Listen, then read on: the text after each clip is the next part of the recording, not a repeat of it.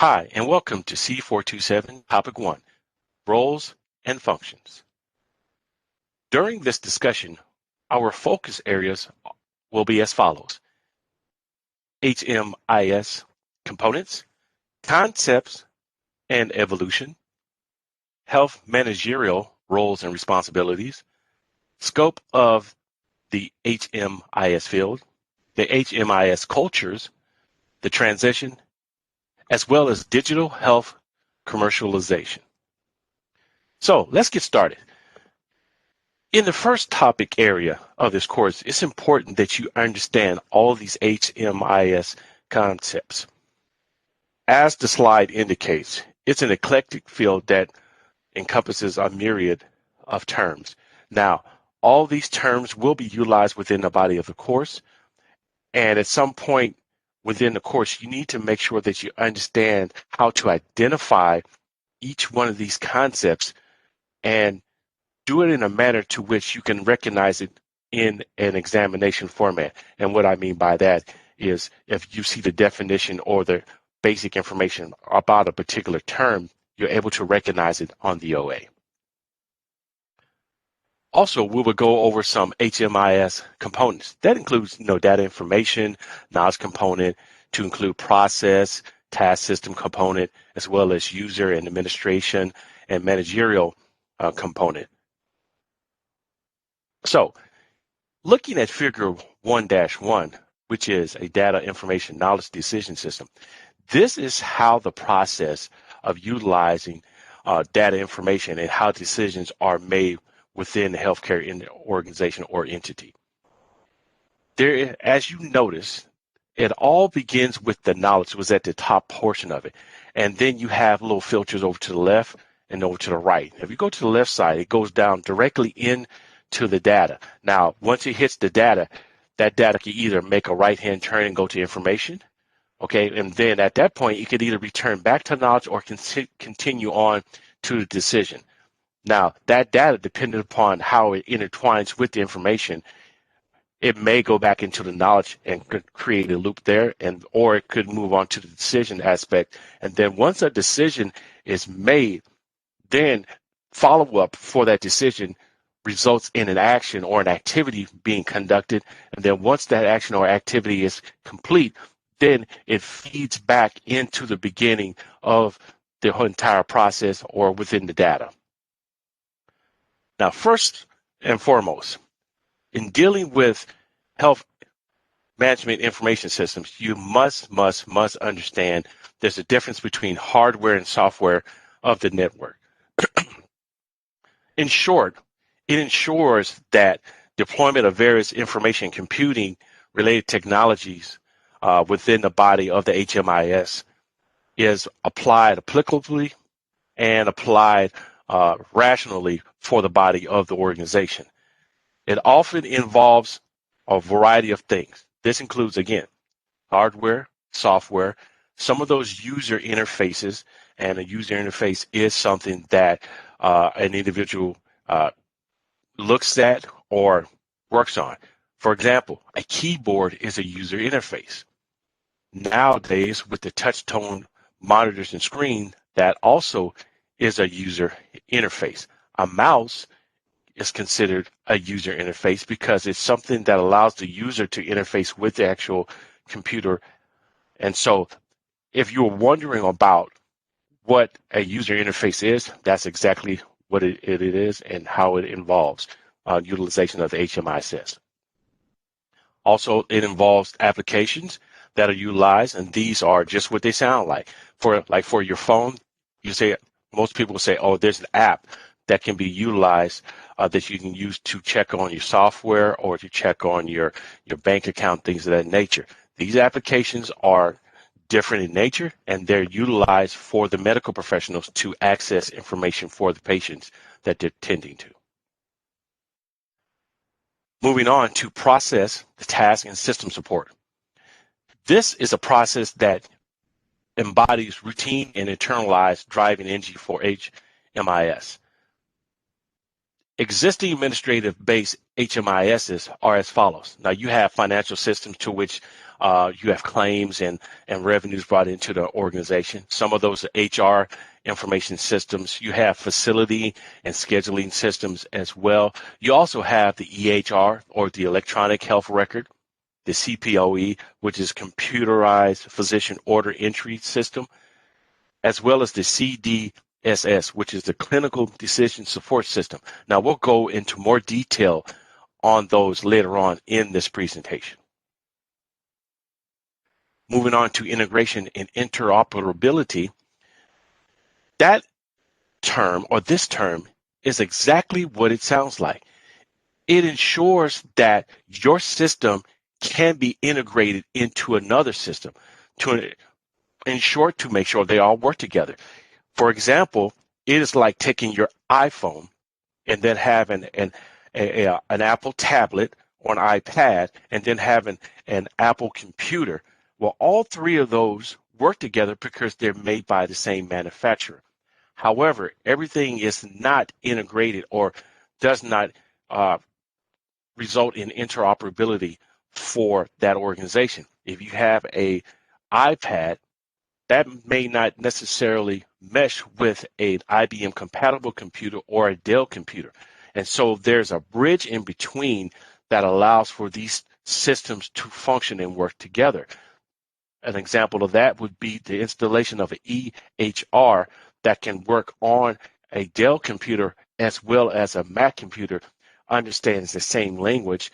Therefore, if you enter something on the iPad and you enter it something differently on the Dell computer, once it goes into this centralized database, it can be understood and read accordingly.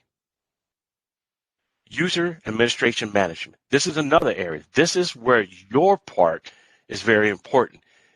As a health management information system manager or health care manager in general, you may be responsible for managing the users or the individuals who access this system. It's important that you understand that everyone does not need to have access to everything. And there we could transition back into the application of HIPAA. As you well know, within HIPAA, you have to have a need to know. So in short, just because an individual may be a physician does not mean that they need to have access to every patient's health records within their organization. They only need to have access to their particular patients and nowhere else. It also is based on shared technological infrastructure. That includes being able to empower designated tasks and activities that will support the overall medical profession, organization, the business goals that result in the overall productivity of that particular organization.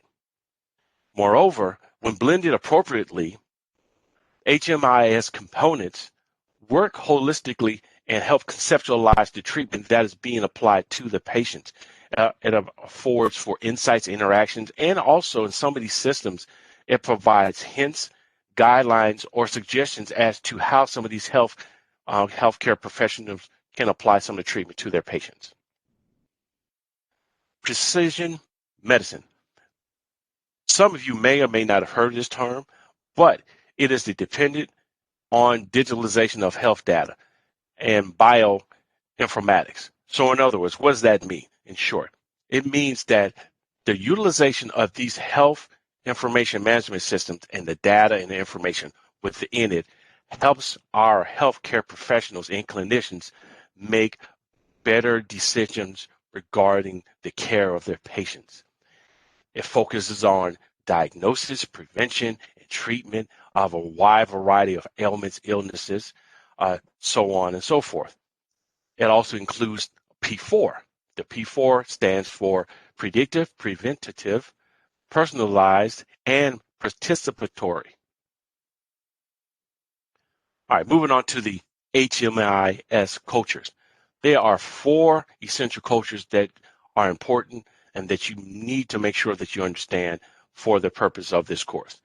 Information, okay, you have functional culture, you have the sharing culture, you have inquiring culture, and discovery. Functional is a culture to ensure that the HMIS is functional within the body of that organization. Sharing is just what it sounds like. Sharing that information that has to have the sharing culture within that organization, whereas you can share the materials, goods, and services. Inquiring, this, again, just like it sounds. It's a culture where individuals or the organizational culture allows for individuals to inquire about certain things within that organization. And discovery is just like it sounds. The overview of health managerial roles and responsibilities. This is where healthcare administrators are responsible to their organizations for the following.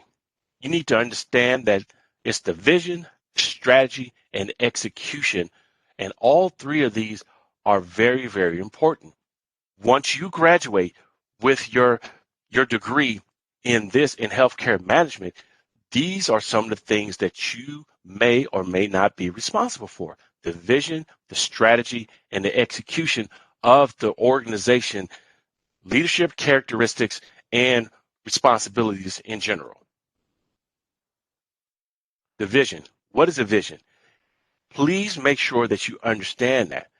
Now, a health IT vision entails corporate alignment of the goals of the organization, the IT goals of that organization, and intertwines them and ties them together with the strategies of the overall healthcare organizational goals and strategies.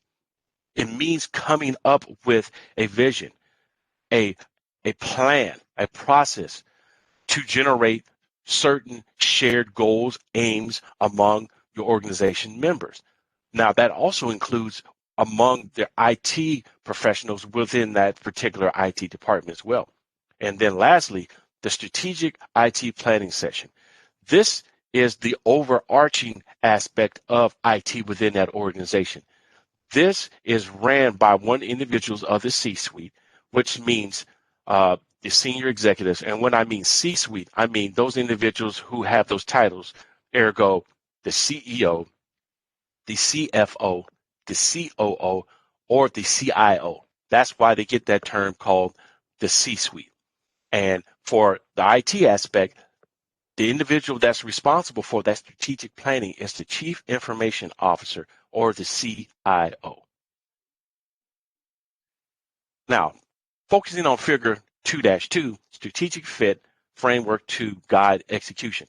As you can see, all these, there's a two-way direction in all of these, starting from the top, going down with strategy, going down to skills at the bottom. You notice that strategy can go down to structure, and structure can go to systems, and back down to style. But style can go back up to structure, and then all of a sudden structure can go all the way down to skills.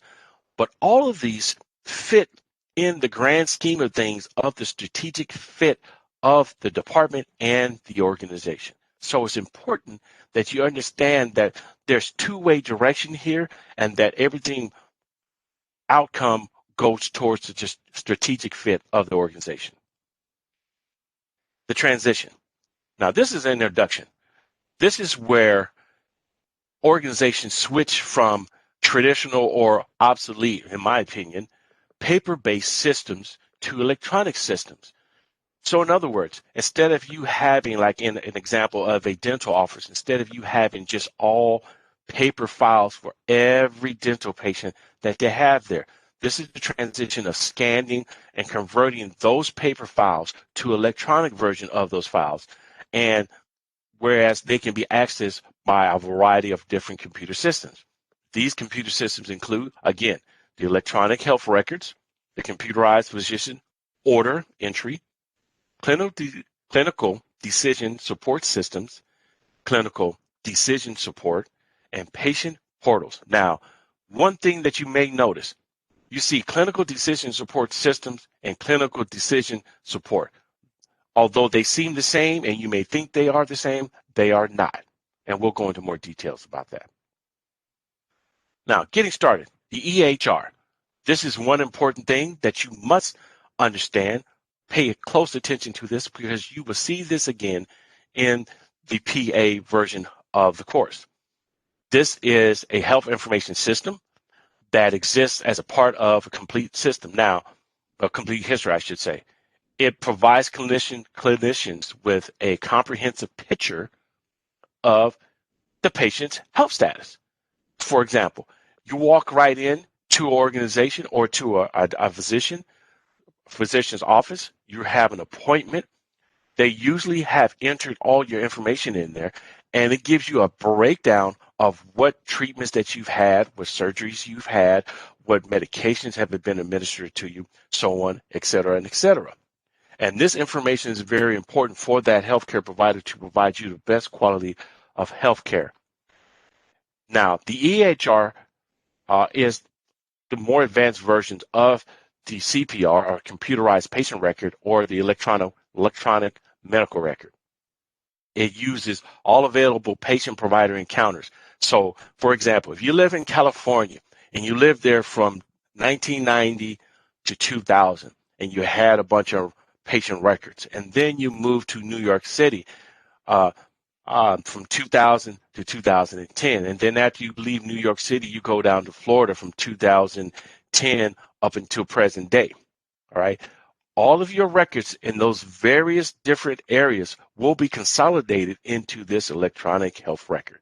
It captures all your interactions with all clinicians and has a complete history of what treatments you have received.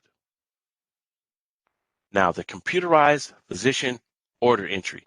Some of you who work in healthcare already may be familiar with this, but those who have not, this is a system that allows the physicians to enter their particular instructions. It captures a physician's instructions. Like, say, for instance, a physician says, hey, I'd seen this particular patient and their blood pressure is at a certain level, and I think there's some underlying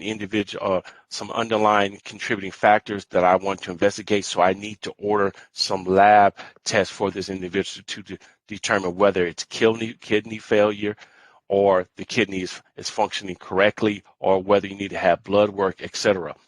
This is the system that the physician can order those type of laboratories and also put additional instructions regarding how the patient should be cared for. What does that mean? It means that if an individual has an allergy to a particular medication, it'll go in here. Say, do not use this, use an alternative for this. It also means that if a person is a diabetic and needs a particular diet that they must follow, a physician can put that in here as well. This system is very important because it communicates orders to a connected a variety of other systems that all work together to ensure that the patient receives the best possible care. Also, it has additional uses. It provides necessary information that can be combined with other workflow tools. An example of that is, should you decide that a physician decide that a patient needs to get an MRI or an X-ray, that history or the notes that the physician puts in can be accessed by that individual administering that MRI or that X-ray. The computer-based decision support system. This is again, it helps the clinicians make decisions regarding the care for that patient. Contains computerized models, alerts, reminders, etc. Like, for example, they go in there and they type a certain information about a patient in there and they're checking on it. And if the person is a diabetic or is allergic to penicillin, once they enter that particular patient's record, an alert will pop up saying, hey, this individual is a diabetic. This individual is allergic to penicillin, to ensure that everyone who's involved in the clinical care of that patient understands everything that's going on. It interrelates and spans every area, almost every area of healthcare. It has rule-based knowledge, case reasoning, neutral networks, and also a big thing on the horizon now, AI, or artificial intelligence. Now, the clinical decision support, this is also a decision support tool. It has computerized models and alerts and reminders as well. It does almost the exact same thing. But as you notice, one is different. One is computer-based, and the other one is a clinical-based. So the first one is where the computer makes a determination in the decision. This one is where the individual comes up with the decision regarding the care or the treatment of that particular patient. Patient portals. This is where the individual or the patient has insight and can access their information. Nowadays, what can happen is the individual will go on and you want to see the results or your test results, and they do this by giving you a link to a certain patient portal. You can utilize your phone, you can utilize your computer, you can utilize your tablet to log into a certain system and give you the information that you want to find out about yourself. Can tell you about your medical condition, whether or not your blood pressure came back good or bad, or your blood work came back good or bad, whether or not you made all your appointments on time or not, whether there is engagement between you and the physician. Now, what the physician or the nurse will do is interact and put certain information into the system, and you can respond to them. This could be via an email, or it could be via a live chat where you can, without talking to them on the phone, you can type into the chat and communicate with that care provider on the other end, and they can provide you that information about your particular level of care. Now, digital health commercialization. This has been defined in a wide variety of ways, some of which include reimbursement ignorance, health system priorities, customer needs, integration, business models, as well as levels of evidence and data and information overload, right? This is how digital health has been commercialized. Some of you may see this on the commercials. If you're watching a football game, you're watching the news, or you're watching one of your favorite television shows, you'll see a wide variety of different type of digital health commercialization items that are advertised on television. Now, what are the benefits of using the HMIS and all these different systems? All right. It allows patient data to be directly accessed by the patient. It also continues patient care and does it in a wide variety of manner and does them more efficiently and effectively. It allows the patient and the clinician to have access to follow-up treatment protocols, provides medical education, it cuts costs, and improves patient safety. Now, that's just some of them. But however, with benefits, there also are detractors. There are downsides, okay? There are challenges and risks associated with that. The first and foremost one that comes to mind is confusion. Some individuals may not understand everything that goes along with all these information systems and may become confused, okay? There is a cost. All right, there's a wide variety of varying costs dependent upon the different systems that you utilize, so some can cost more than others. In some instances, there's a lack of standardization, which as things have progressed, the interoperability of all these different systems has gotten better. However, it is not perfect, and so some things are not standard to this point. Some systems are reliable, and some are not.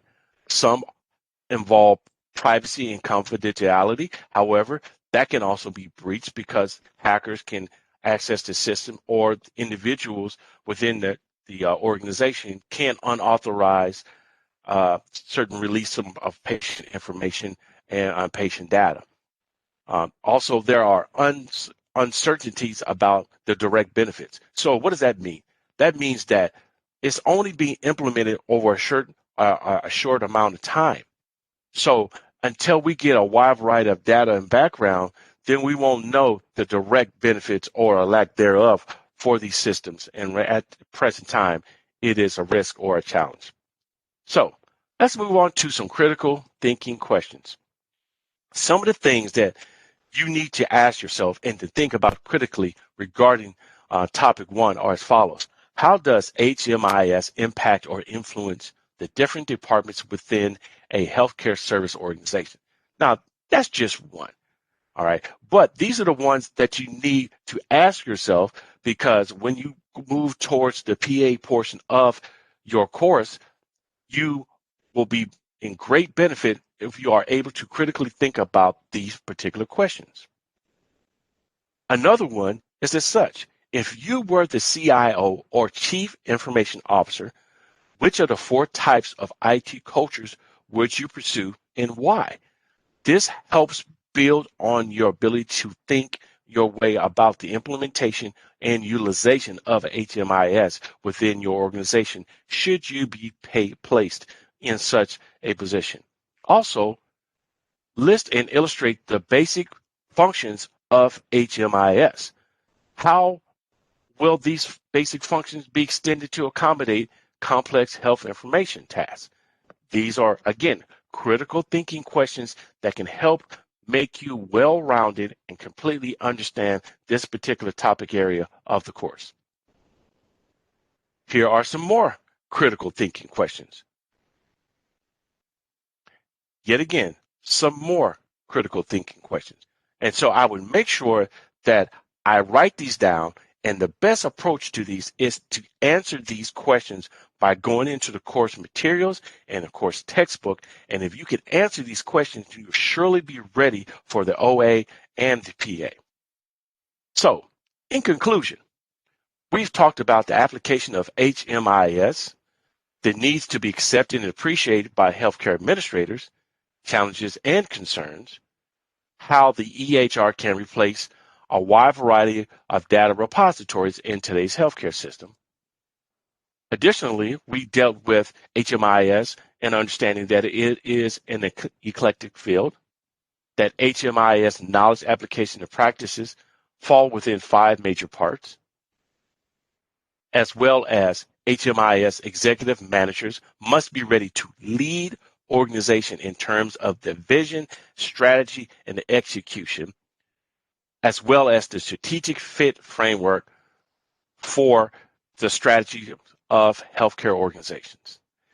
I hope that this video helps you become more well-rounded and help you better understand topic 1 of C427. Thank you for your time and take care.